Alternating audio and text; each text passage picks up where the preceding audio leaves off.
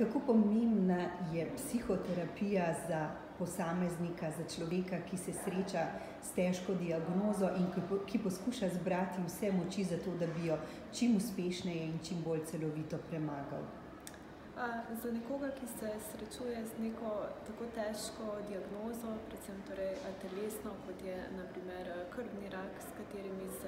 bolniki, s katerimi se trenutno največ srečujem,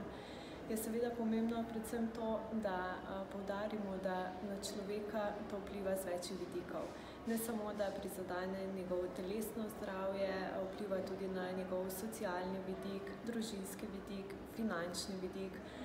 in pa predvsem psihološki vidik. Kako sam doživlja bolezen, je seveda odvisno od vsakega posameznika, lahko pa mogoče ponudimo malo en korak, roko